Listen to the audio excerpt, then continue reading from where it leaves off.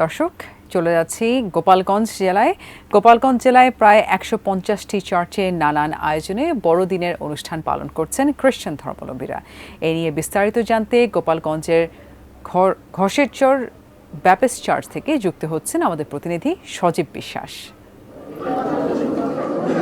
নেরিন, আমি একটু প্রথমেই কেক কাটার একটি অনুষ্ঠানে চলে যাই। বড়দিনের যে বিশেষ আয়োজন বা আকর্ষণ বলা চলে, একটু আগে কিন্তু ধর্মীয় আলোচনা হলো এবং দেশের মঙ্গল কামনায় কিন্তু বিশেষ প্রার্থনা হলো এবং সেই প্রার্থনার পরে যে কেক কাটার অনুষ্ঠান, সেই আপনি দেখতে পাচ্ছেন যে ছোট ছোট বাচ্চাদের নিয়ে কিন্তু প্রশাসন এবং চার্চের যারা রয়েছে তারা কিন্তু এই বাচ্চাদের নিয়ে কেক কাটছেন এবং